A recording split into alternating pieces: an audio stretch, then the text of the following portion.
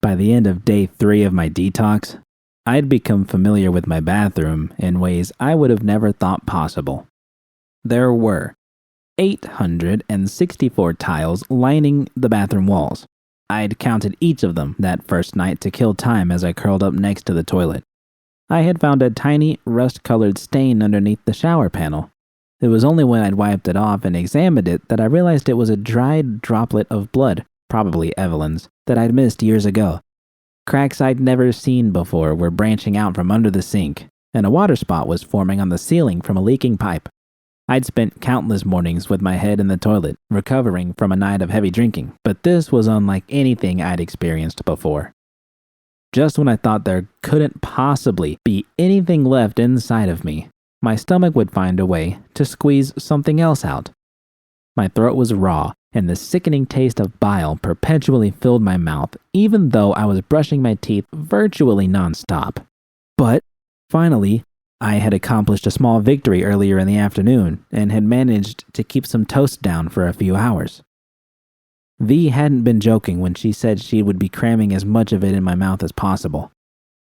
I knew I had to eat. The few times I dared to cast a glance at my reflection in the mirror was all the proof I needed of that, but the mere thought of food was enough to make me think up sinister ways to hide whatever V would bring to me. I couldn't, of course. She was watching me all the time now, and for good reason. The difazone was supposed to help make the withdrawal easier, but if it was doing anything for me, then I didn't want to imagine how I would be feeling without it. It wasn't the volume of what I'd taken that was causing me so much trouble. It was the sheer variety of substances still swimming in my blood work. Janice, that bitch, she'd known what she was selling me. Had even known I wasn't in a good state when she'd met me at the bar. Still, my fingers were itching when I pulled up her number. It took more effort than it should have to force my finger onto the screen and delete her contact. But I did it. Yes, there was still that little voice in the back of my head reminding me that I could always get in touch with Rita and sweet-talk her into being a middle person if I really wanted to, but after that close call in the alleyway, and what had happened afterward, I'd forced that voice as deep as possible to silence it. I was grateful for a reprieve when V finally left my side to heat something up for herself. Venturing into the bedroom to sleep was a bold move, considering how poorly that had worked out for me the last few days. But my back and sides were so sore from laying on the floor that the soft mattress seemed like an oasis.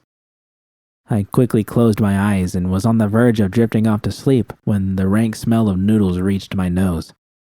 My throat tightened and burned in anticipation of the vomit that might soon be traveling through it. V? There was no reply. V! I shouted, holding my stomach as it protested against the duress it was being placed under. What is it? V shouted from the kitchen. Could you close the fucking door, at least? I groaned. I can't stand that smell. V heaved a thinly veiled sigh.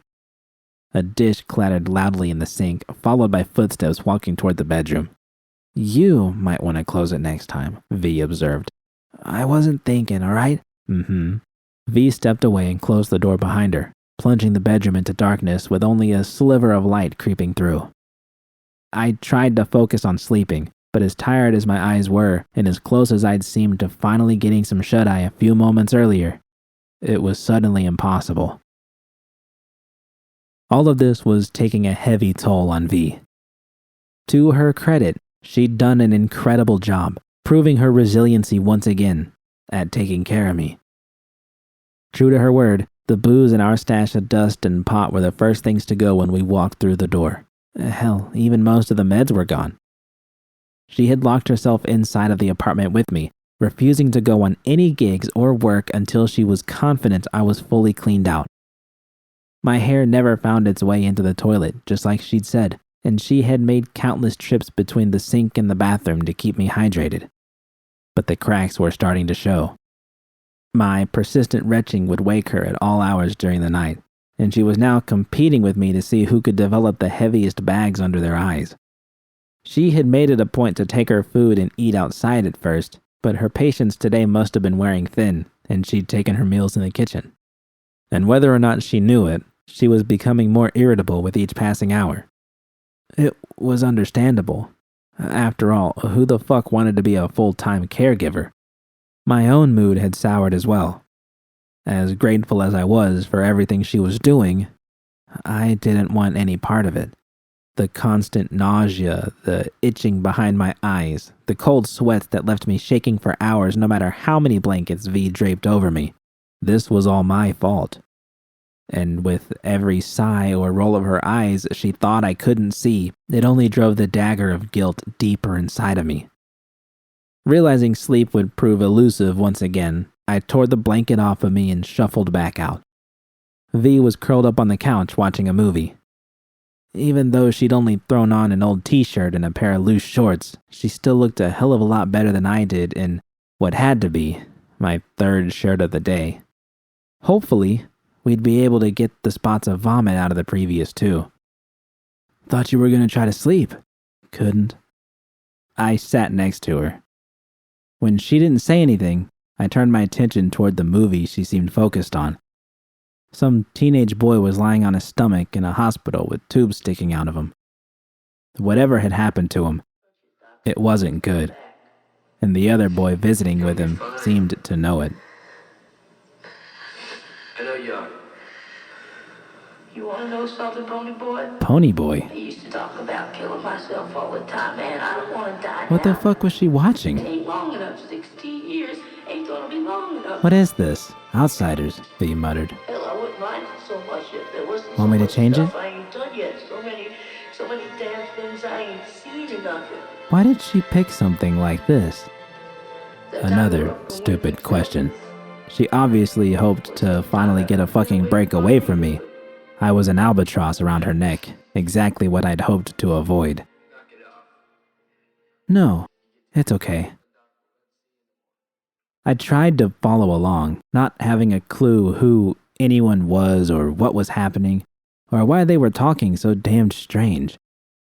V's taste in movies seemed to grow stranger the more time went on. Of course, she picked the part where something exciting was finally happening, a gang brawl, set at night to overly dramatic music to say something. I got a call from Rita earlier. A chill shot up my spine, raising goosebumps across my skin. Had she told V what happened? Even though I hadn't done anything with Rita that night, I had still pushed her away so hard that it wouldn't be unreasonable for her to feel vindictive. She knew I was a user, and if she had told V about the lace, or if she had made some shit up about what had happened between us that night, I would be fucked. But why would Rita do that? She had apparently been the one to catch me when I tumbled off the bar stool and had kept my head from cracking against the floor. I couldn't remember, and only had V's recounting of what had happened when she'd shown up at Lizzie's and found my head in Rita's lap with a cluster of people gathered around me. To think that Rita and V had been kneeling over me, side by side. I couldn't tell if I was being rational or paranoid. I'd had to deal with this kind of uncertain mindset before, and it had made Alejandro's life a living hell when he'd weaned me off of Lace after leaving Cindy. I would be charming and kind one second, and suspicious and a cold-hearted bitch the next. Perhaps Rita wasn't out to fuck me over, and V wasn't watching my every move like a hawk. Fuck, I hated the way my thoughts battled with each other. They mixed like oil and water. What did she want? I forced my voice to remain level, impassive. V drew a deep breath, which made my stomach sink, and added to the swell of nausea that had been slowly building over the last hour. I didn't want to tell you this tonight. I thought it would be best to wait until you were feeling better. It's not good. What? Spit it out. Rita wanted me to pass along the word that Susie hired a new BD editor. The guy started today. She said you'll stay on until he's fully up to speed, which will take a few weeks, and then... She's firing me? Yeah, V sighed. Seems that way. I looked back at V, unable to wipe the shocked expression from my face. Susie had actually done it. Years of arguments and threats had finally pushed her over the edge, and she had hired some dude to replace me? How ironic. For years, I'd wanted to leave Lizzie's, even walk away from the Mocs, who hadn't turned out to be the defenders of the downtrodden like I thought they'd be. And now that my wish was finally coming true, all I wanted to do was stay. What were we going to do for Eddie's? Where would I work? I could dust off one of the old studio offers I'd received, but surely they would have filled the position after a year. Shit, we were fucked. And once again, it was all my fault. That fucking studio. Why the hell couldn't I have just let things be?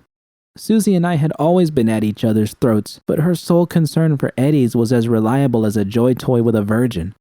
She'd gotten burned because of me, and now she was enacting her revenge. We'll figure something out, V said, already sensing where my mind was headed. It might be a good thing, actually. We've talked about leaving. Are you alright? I left off the couch and rushed toward the bathroom, barely getting my mouth over the toilet bowl before the puke spilled from my lips. The smell quickly burned my eyes. Even after nothing more would come up, my stomach continued to seize. I felt V's hand lift my hair away, just as she'd done countless times. Finally, the clenching in my gut stopped and I could breathe again. Through tears, I could make out a thin trail of saliva connecting my mouth to the pool of vomit swirling beneath me. I don't get this, V said, clearly frustrated. That asshole said it might take up to a week to get clear. You're going on 4 days already, and you're still hacking your guts up. I don't fucking know, I sputtered, collecting the last few disgusting chunks left in my mouth and spitting them out. V sighed and let go of my hair. Her voice was barely above a whisper, and I knew it was directed toward herself as a vent, but I still heard it. Why the fuck did you have to take all that shit? Not now. Please, V. Shaking, I rose to my feet and swayed toward the sink, desperate to rinse my mouth out and brush my teeth again. I'm gonna call over there tomorrow if you're not doing any better. V, leave it be, will ya?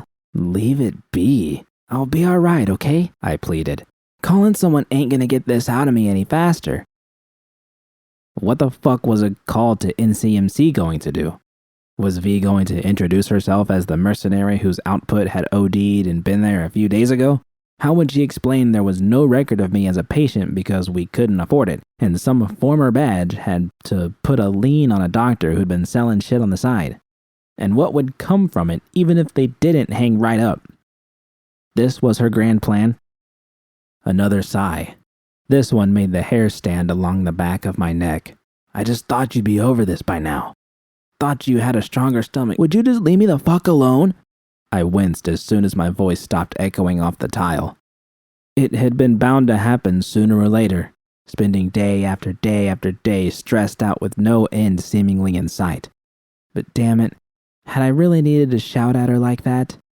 V thought the same thing. Jesus, calm down, will ya? I'm just worried about you, Judy. You don't need to snap at me and bite my fucking head off. An apology was in order. I knew that much. But I simply wasn't feeling it after staring at a pool of my own insides.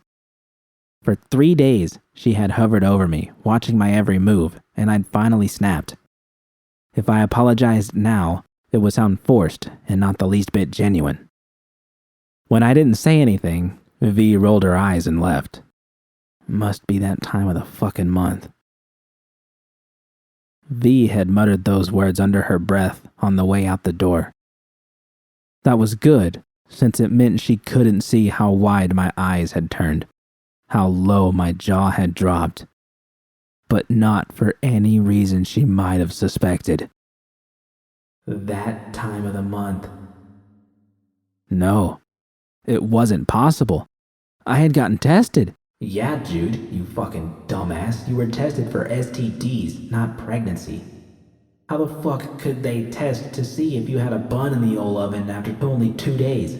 How stupid are you? Stars quickly swarmed at the edges of my vision, and I had to clutch the edge of the sink to keep myself from tumbling to the floor. I couldn't be. Could I? My hand drifted lower and came to a stop upon my abdomen, my womb. I didn't know the first fucking thing about being pregnant, except it took 9 months after getting knocked up to bake a baby and spit it out. But how long before a baby bump appeared? I sure as hell wasn't getting any fatter and couldn't feel anything. Then there was that whole thing involving morning sickness, but the doctor had been cleared the detox would do this to me. That had to be all it was. Except I had been feeling sick before the OD. Shit, I had even spilled my guts in front of Rita just a few nights earlier, and my last period had been shortly after the assault, perhaps a couple of weeks. I was due, if not even late by a day or two. Oh, fuck.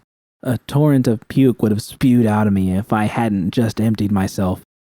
I stumbled backward, barely catching myself on the edge of the tub before sitting down. My lungs heaved for breath they couldn't find. Please, no. I couldn't endure this. My lies would all collapse. V would know what had happened. I would be pregnant. Jesus, a fucking baby? Which of those twisted fucks would be the father? Where would I keep it? There was no way V would stick around after this.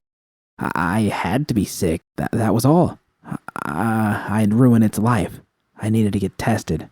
Would it be a boy or a girl? Where the fuck would it sleep? God, I'd forgotten to brush my teeth again, hadn't I? Why didn't I think to get tested sooner? What would I name it? Shit! I needed to find out. But how? Obviously a test, but I was on fucking lockdown for the next 2 days, and V was watching my every move. Shit, if she found out, everything would unravel. Should have taken the dust to the den, you fucking moron. There would have been no one there to stop you. By the time I managed to hobble out of the bathroom, V had fallen asleep on the couch. The movie was over. I sat down, being careful not to wake her. I sat there for what seemed like forever. Minutes? Hours? My eyes saw through the wall and were staring at something that couldn't be seen. V was right. Again. I thought I'd be over this by now, but I wasn't even close. 42. It had been 42 days since I had been raped. For a while, I had nearly seized control of my life again and had thought I was on the right path. How fucking wrong I had been. It was all slipping through my fingers, and nothing I did seemed to stop it. Control. The whole fucking concept was nothing more than an illusion. I didn't have control of anything. Not my job, not my mind, and now, not even my own body, my life. It was all gone. Had it ever even been there? I glanced at V. She was sleeping peacefully, living up to the old saying, ignorance is bliss. I couldn't do this to her anymore. It wasn't a relationship. It was simply existence, and she deserved so much more than that. I needed to find a way to get a test, right foot, left foot, and then I could figure out what to do. An abortion would certainly get me out of this latest mess, but everything else would still remain. And there was only one way to escape it all. Evelyn, goddamn her, hadn't left any message behind.